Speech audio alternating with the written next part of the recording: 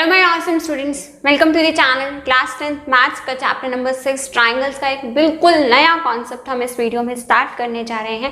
नया कॉन्सेप्ट क्यों है? क्योंकि देखो, अभी तक आपने जो पहले 5 चैप्टर्स पढ़े वो आपके सारे नंबर्स पर बेस्ड थे। मतलब फर्स्ट चैप्टर में हमने रियल नंबर्स के बारे में पढ़ा, वो भी नंबर्स का चैप्टर था, ठीक है। सेकेंड चैप्टर हमने पॉलिनोमियल्स के बारे में पढ़ा, उसमें भी हमने नंबर्स पढ़े और हमने अर्थमेटिक पढ़ा, राइट। ABCD की फॉर्म में हमें टर्म्स दी होती थी। देन थर्ड चैप्टर के अंदर हमने लीनियर पेयर ऑफ इक्वेशंस के बारे में पढ़ा, वहाँ पे भी हमें एक्स वाई की टर्म्स में वैल्यूज थी। देन फोर्थ चैप्टर हमने क्वाड्रेटिक का पढ़ा, वहाँ पर भी हमारे पास कुछ पावर्स की फॉर्म में इस टाइप से हमारे पास क्वेश्चंस होते हैं, ठीक है।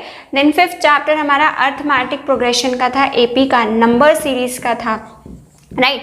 सो इन सब में हमारे पास क्या चीज़ कॉमन थी? पहले 5 चैप्टर्स में हम मैथमेटिक्स के नंबर्स और मैथमेटिक्स के कैलकुलेशंस, मैथमेटिक्स में कैसे साइन यूज़ करते हैं, क्या यूज़ करते हैं, वो सब कुछ हम इस वीडियो में इन पहले 5 चैप्टर्स में सीख रहे थे, ठीक है। बट अब जो ये चैप्टर है ट्राइंगल्स का, ये एकदम से अलग है, ठीक है। इसके अंदर आपको मैथमेटिकल कैलकुलेशंस जो हैं वो बहुत कम यूज़ करनी है, ठीक है। लेकिन इस चैप्टर में अंदर आपको कॉन्सेप्ट्स को समझना है। अब देखते हैं ट्राइंगल्स का चैप्टर। ट्राइंगल्स के चैप्टर में हम करेंगे क्या और क्यों पढ़ रहे हैं? देखो, आपने बहुत सारी माउंटेन्स देखी हैं, ठीक है। जैसे माउंट एवरेस्ट है या हमारी कोई भी बहुत बड़ी बड़ी माउंटेन्स हैं, तो उनका माउंटेन्स का आपने कभी ये सोचा है कि हम माउंटेन का डिस्टेंस मेज़र करते हैं? डिस्टेंस होता है ना कुछ माउंटेन्स का, माउंटेन इतनी हाइट की है, दूसरी माउंटेन अलग हाइट की है, तो माउंटेन्स की हाइट कैसे कैलकुलेट करते हैं? या फिर जैसे आपने मून की हाइट देखी है, मून का भी हमें अर्थ से डिस्टेंस पता है, ठीक है। मून और अर्थ के बीच का डिस्टेंस पता है ना हमको कि मून और अर्थ के बीच का जो डिस्टेंस है वो हमारा डिस्टेंस कितना है, राइट। सो ये सारी जो चीज़ें हैं, ये जो डिस्टेंस है, अब ये डिस्टेंस का हम अपने मेजरमेंट इंस्ट्रूमेंट से तो मेज़र कर नहीं। जैसे अगर नॉर्मली मुझे अगर अपनी किसी वॉल की लेंथ मेज़र करनी हो तो हम सिंपल एक मेजरिंग टेप लेकर के उससे मेज़र कर सकते हैं, राइट। लेकिन क्या हम मून की हाइट अर्थ से मेज़र कर सकते हैं सिंपल एक मेजरिंग टेप से? नहीं कर सकते। तो वो सारी चीज़ें जो हैं, वो जो ये डिस्टेंस है, ये सारा काम हमारा किससे होता है? एक नए कॉन्सेप्ट पर होता है, जिस कॉन्सेप्ट को क्या बोलते हैं? Indirect measurement, right. तो उस मेथड का नाम होता है इनडायरेक्ट मेजरमेंट मेथड। मतलब डायरेक्टली हम एक मेजरिंग टेप लेकर के मेज़र नहीं करते हैं, जबकि हम कुछ आइडियाज़ लगा करके कुछ हम अजम्पशंस करके इन चीज़ों का डिस्टेंस जो है वो मेज़र करते हैं। और वो सारा कुछ हम किस चैप्टर में सीखने वाले हैं? हम इस ट्राइंगल्स के चैप्टर में सीखने वाले हैं, ठीक है। अब जो ये इनडायरेक्ट मेजरमेंट होती है ना, वो होती किस कॉन्सेप्ट पर है? उसमें हम एक कॉन्सेप्ट यूज़ करते हैं, कौन सा? सिमिलर फिगर्स का, ठीक है। अब आप लोग सोचोगे कि कुछ ऐसा फिगर्स के बारे में हमने क्लास 9th में भी पढ़ा हुआ है। 9th क्लास में क्या पढ़ा था आपने? 9th क्लास में आपने क्या पढ़ा था? कुछ ट्राइंगल्स का चैप्टर था 9th क्लास में, ठीक है। वहाँ पे भी आपने फिगर्स के बारे में पढ़ा था। वहाँ पे आपने कैसी फिगर्स पढ़ी थी? वहाँ पर आपने फिगर्स पढ़ी थी, जो फिगर्स कैसी होती हैं? Congruent figures. कॉन्ग्रुएंट फिगर्स कैसी थी? कुछ याद करने की कोशिश करो। कॉन्ग्रुएंट फिगर्स कैसी होती थी? ऐसी दो फिगर्स जिनका शेप और साइज दोनों जो हैं वो क्या हो? बिल्कुल सेम हो। मतलब कि जब दोनों को हम एक दूसरे के ऊपर रखें तो दोनों एक दूसरे को छुपा लें। जो नीचे वाली फिगर है ना, वो फिगर बिल्कुल छुप जाएगी, ठीक है। जैसे कि मान लो, ये जैसे हमारे पास मार्कस, 2 पेन्स हैं, इन दोनों का क्या है? शेप और साइज बिल्कुल सेम है, ठीक है। अगर मैंने इसको इसके ऊपर रखा तो इसकी नीचे वाला पार्ट आपको नहीं दिख रहा, तो यही चीज़ हमारे पास है। कोई भी आपने कार्डबोर्ड कट किया ट्राइंगल शेप में, 2 ट्राइंगल्स आपने कट किए, एक के ऊपर एक को रखा, तो नीचे वाला अगर आपका बिल्कुल छुप गया, बिल्कुल नहीं दिख रहा, तो ऐसी फिगर्स को हम क्या बोलते हैं?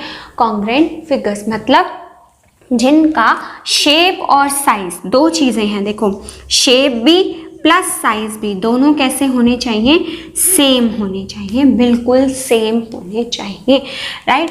बट सिमिलर फिगर्स में हमारे पास क्या होगा कि जो शेप है ना, वो शेप तो हमारी सेम होनी चाहिए, बट जो साइज है वो साइज हमारा सेम हो भी सकता है और साइज हमारा सेम नहीं भी हो सकता।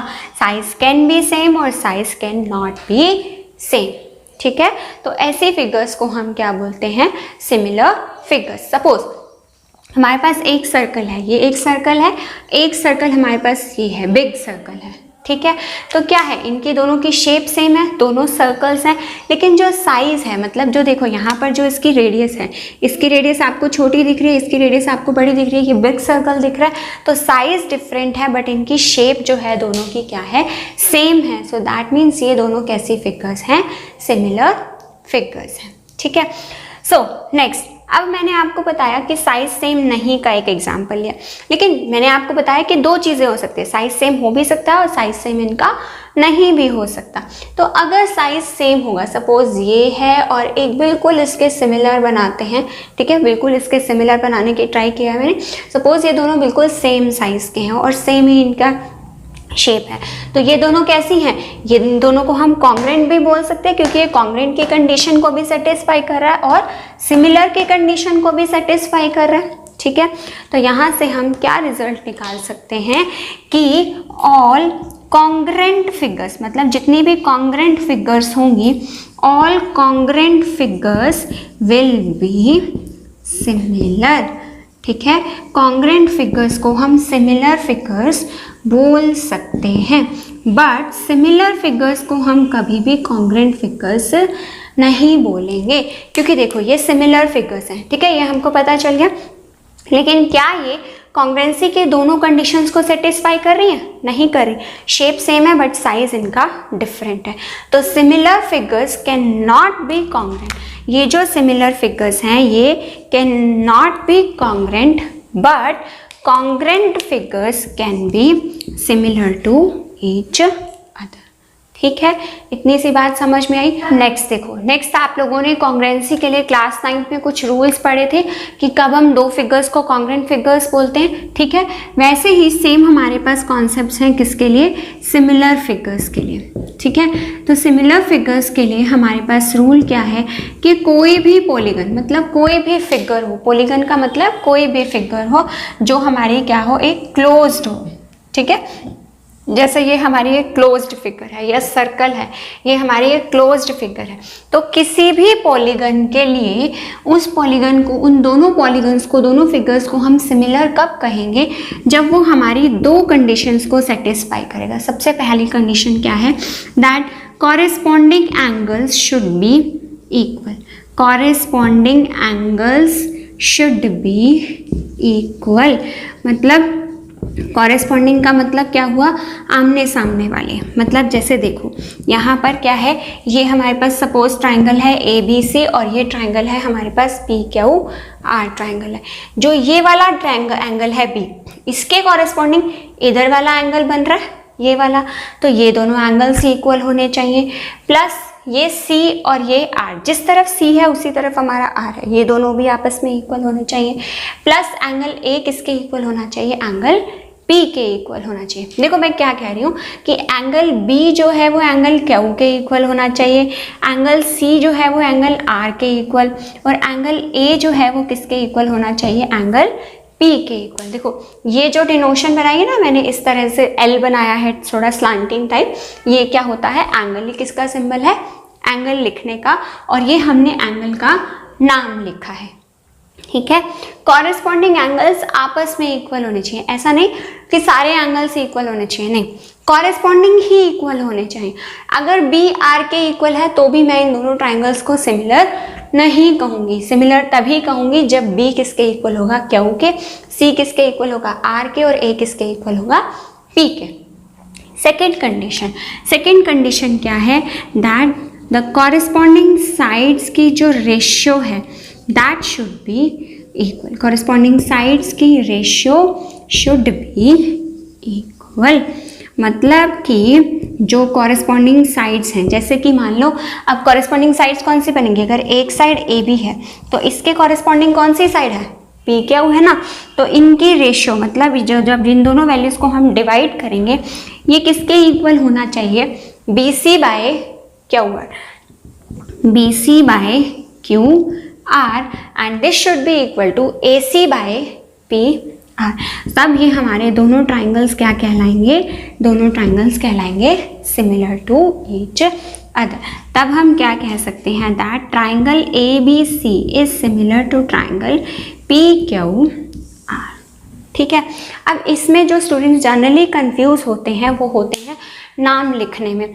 ट्राइंगल का नाम कैसे लिखना है, ABC लिखना है, BAC लिखना है, PQR लिखना है, वो सारा कुछ आपको देखो देख के पता लग रहा है। AB लिखा तो यहाँ भी पहले आपको क्या लिखना है, AB। PQ है इसके नीचे, तो यहाँ भी आपको फर्स्ट 2 साइड्स क्या लिखनी है, PQ।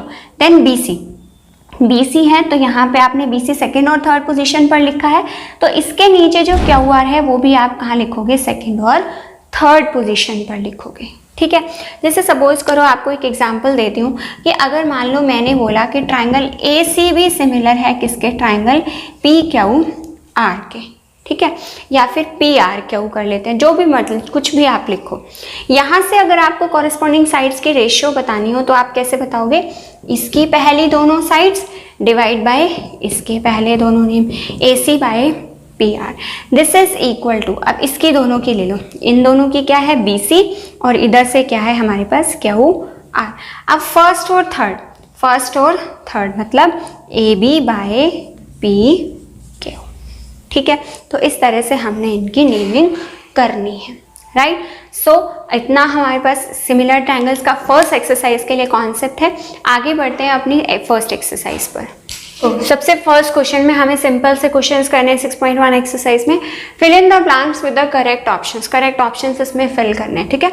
So all circles are dash congruent और सिमिलर। ऑल सर्कल्स, जितने भी सर्कल्स हैं, मतलब कोई छोटा कोई बड़ा, कोई ऐसे कोई ऐसे कोई ऐसे कोई ऐसे, कोई किसी शेप का, कोई किसी साइज का, कोई किसी साइज का, शेप तो सबकी सर्कल ही होगी, कोई किसी साइज का कोई किसी साइज का, तो ये क्या होंगे, कॉन्ग्रेंट होंगे या सिमिलर होंगे। कॉन्सेप्ट बताया अभी, कॉन्ग्रेंट में 2 कंडीशंस होती हैं, शेप सेम होनी चाहिए, शेप सेम है बट साइज सबका क्या है, डिफरेंट है, तो वो कौन सी कंडीशन है हमारी, सिमिलर की। तो ऑल सर्कल्स कैसे होते हैं, सिमिलर होते हैं, राइट।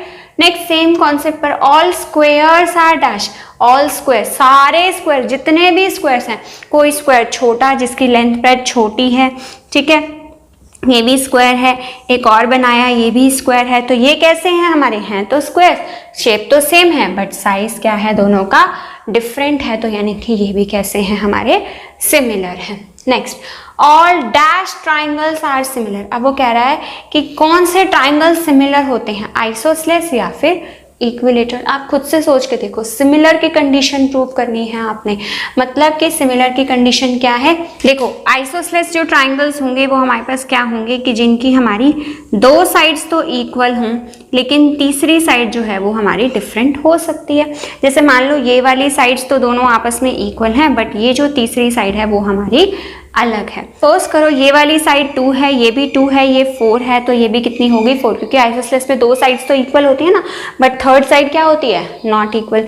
तो जब हम साइड कॉरेस्पॉन्डिंग साइड्स का रेशियो निकालेंगे, इसका कितना आएगा 2/2, इन दोनों का भी कितना आएगा 4/4, बट इन दोनों का कितना आएगा हमारे पास 5/7। मीन्स यहाँ से भी 1 आ रहा है, यहाँ से भी 1 आ रहा है, यहाँ से कितना आ रहा है 5/7, तीनों का अलग अलग आ रहा है। बट यही चीज अगर हम इक्विलेटरल ट्राइंगल लेकर के चलें तो यहाँ पे हमारी तीनों साइड्स का जो रेशियो होगा वो क्या आएगा, इक्वल आएगा, 1:1 आएगा।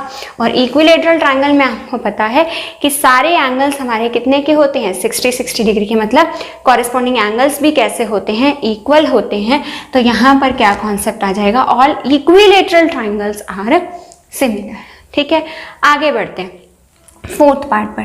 2 polygons of same number of sides, 2 polygons है कोई भी जिनकी साइड्स जो है वो सेम है, मतलब 3 साइड्स इसकी हैं 3 साइड्स इसकी हैं, आर सिमिलर। उनको सिमिलर कब कहेंगे, if their corresponding angles are equal और प्रोपोर्शनल। अगर उनके कॉरेस्पॉन्डिंग एंगल्स जो हैं वो क्या हों, इक्वल हों, और उनकी कॉरेस्पॉन्डिंग साइड्स जो हैं वो कैसी हों, प्रोपोर्शनल हो। तो यहाँ पर सीक्वेंस क्या बनेगा आंसर का, पहले इक्वल, देन हमारे पास साइड्स का रेशियो कैसा होना चाहिए, साइड्स का रेशियो होना चाहिए प्रोपोर्शनल। इस चीज़ को प्रोपोर्शनल बोलते हैं। जब 2-3 रेशियोज हमारी इक्वल आ जाते हैं ना, तो इसको हम क्या बोलते हैं, प्रोपोर्शन में है, मतलब एक ही फिक्स रेशियो में है।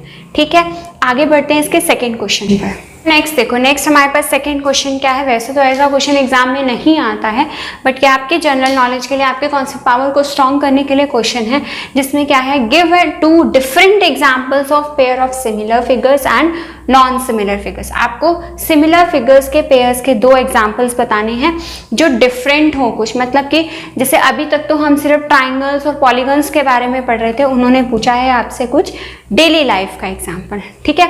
तो सिमिलर फिगर्स में आप क्या कह सकते हो कि जैसे वाटर बॉटल्स होती हैं, water bottles of same company, right, या फिर आप यहाँ पे किसी भी कंपनी का नाम भी लिख सकते हो। जैसे हमारे पास जो वाटर बॉटल होती है ना प्लास्टिक की, जो हम अपने ट्रेवल करते हुए यूज़ करते हैं वाटर बॉटल्स, राइट, अगर आपके पास बिस्लेरी की है या आपके पास किसी भी ब्रांड की है तो दोनों का आप क्या देखोगे कि जो शेप है वो कैसी होती है, सेम होती है, राइट। अगर बिस्लेरी की ही मैं 2 बॉटल्स ले लूँ, एक बड़े साइज़ की एक छोटे साइज़ की, दोनों की शेप कैसी होगी, सेम होगी, लेकिन जो उनका साइज़ होगा वो क्या होगा, डिफरेंट होगा। तो यहाँ पर आप नेम लिख सकते हो water bottles of same company, ठीक है।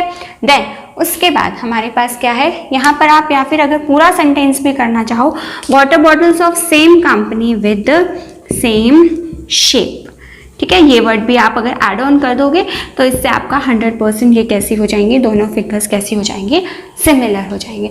Non similar figures, non similar figures में तो आप कुछ भी कह सकते हो, इसी का ही एग्जांपल लिख सकते हो, that water bottles of different company, ठीक है। जो दोनों अलग अलग कंपनी की होंगी उनका शेप, साइज, सब कुछ क्या होगा, अलग अलग होगा, ठीक है। या फिर आप एक और एग्जाम्पल लिख सकते हो, जैसे फोटोग्राफ्स होती हैं, फोटोग्राफ्स जो हमारी खुद की फोटोग्राफ होती हैं, एक हमारे पास एक पासपोर्ट साइज फोटो होती है, एक हमारे पास दूसरी नॉर्मल फोटो होती है, बिग फोटो होती है। तो आप यहाँ पर क्या लिख सकते हो, photographs of different size and shape, ठीक है। डिफरेंट साइज और शेप की अगर आपके पास कोई भी फोटोग्राफ है तो वो क्या कहलाएगी, हमारी नॉन सिमिलर फिगर्स, ठीक है। पेन्स का एग्जांपल दे सकते हो कि डिफरेंट पेन्स, डिफरेंट शेप और डिफरेंट साइज के, कुछ भी आप अपनी तरह से रियल लाइफ का एग्जांपल यहाँ पे ऐड ऑन कर सकते हो, ठीक है। आगे बढ़ते हैं थर्ड क्वेश्चन में हमारे पास क्या है, state which of the following quadrilaterals are similar और नॉट। इन दोनों में से कौन से, ये दोनों फिगर्स हमारी सिमिलर है या नहीं है, हमें ये बताना है, ठीक है। कैसे बताएंगे, सिमिलैरिटी की 2 कंडीशंस पढ़ी हमने। सबसे पहली कंडीशन क्या पढ़ी कि कॉरेस्पॉन्डिंग एंगल्स इक्वल होने चाहिए, मतलब जो ये एंगल P है ये किसके इक्वल होना चाहिए, एंगल A के। क्या आपको इक्वल लग रहा है, नहीं लग रहा। देखो ये जो एंगल A है ये हमारे पास गिवन है, ये कितने डिग्री का है, 90 डिग्री का। जब इस तरह से साइन बना होता है तो इसका मतलब क्या होता है मैथ्स में कि एंगल कितने का है, 90 डिग्री का। बट जो एंगल P है वो स्ट्रेट लाइन नहीं है, 90 डिग्री में स्ट्रेट लाइन है ना, बट ये स्ट्रेट लाइन नहीं है, तो angle P is not equal to angle A which is equal to 90 degree. इसी तरह से हमारा कोई भी एंगल आपस में इक्वल नहीं, तो फर्स्ट कंडीशन तो हमारी ट्रू नहीं है, ठीक है। जो फर्स्ट कंडीशन है हमारी कि एंगल्स जो है वो हमारे कॉरेस्पॉन्डिंग कैसे होने चाहिए, इक्वल होने चाहिए। सेकंड कंडीशन चेक करते हैं। सेकंड कंडीशन क्या थी, कॉरेस्पॉन्डिंग साइड्स का रेशियो जो है वो इक्वल होना चाहिए। निकाल के देखते हैं, यहाँ से क्या आएगा, P Q by A B. देखो पी क्यू तो यहाँ पे मैंने नीचे वाली साइड ली ए बी, अब यहाँ पे पी एस और यहाँ पे A D, P S by A D. अब यहाँ पे क्यू आर है और यहाँ पर क्या है, B C, Q R by B C. This is equal to S R by C D, S R by C D. अब इनमें अगर मैं सब में बात करूं तो सब में ऊपर वाली वैल्यू कितनी है हमारी 1.5 और नीचे वाली वैल्यू सबकी कितनी है 1/3। तो यहाँ से जब डेसिमल हटाएंगे तो डेसिमल हटाते हैं तो मैथ्स के रूल के हिसाब से एक 0 ऐड ऑन होगी, तो यहाँ से क्या आ गया 1/2। मतलब ये जो रेशियो है, सेकेंड कंडीशन तो मेरी ट्रू है कि कॉरेस्पॉन्डिंग साइड्स का रेशियो तो इक्वल आ रहा है, लेकिन फर्स्ट कंडीशन मेरी ट्रू नहीं है। तो क्या ये फिगर सिमिलर है, सोच के देखो, नहीं है, नॉट सिमिलर, बिकॉज सिमिलैरिटी के रूल में हमारी एक कंडीशन ट्रू नहीं होनी चाहिए, एक कंडीशन फुलफिल नहीं होनी चाहिए, हमारी दोनों कंडीशन ट्रू होनी चाहिए कि कॉरेस्पॉन्डिंग साइड्स का जो एंगल है, कॉरेस्पॉन्डिंग एंगल्स भी इक्वल होने चाहिए, प्लस कॉरेस्पॉन्डिंग साइड्स का जो रेशियो है वो भी क्या होना चाहिए, हमारा इक्वल होना चाहिए, तभी हम क्या बोलेंगे कि वो फिगर्स हमारी कैसी हैं, सिमिलर फिगर्स हैं, सेम फिगर्स हैं। सिमिलर का मतलब इंग्लिश में क्या होता है, सेम होना, ठीक है। सो कॉपी तो नहीं होता ना कि कॉपी पेस्ट होना बिल्कुल एक दूसरे की, नहीं। तो यहाँ भी वही चीज़ है कि अगर दो कंडीशंस फुलफिल होंगी तब हम उनको कहेंगे सिमिलर है, अदरवाइज हम देखेंगे कि वो कॉन्ग्रेंट है या फिर वो नॉन सिमिलर है या फिर वो नॉन कॉन्ग्रेंट फिगर्स है, राइट। सो इस वीडियो के लिए इतना ही। नेक्स्ट वीडियो में हम स्टार्ट करेंगे अपनी exercise 6.2। So if you find my this video useful for you, then please do like and share my video and do subscribe to the channel if you are new to the channel. Thank you.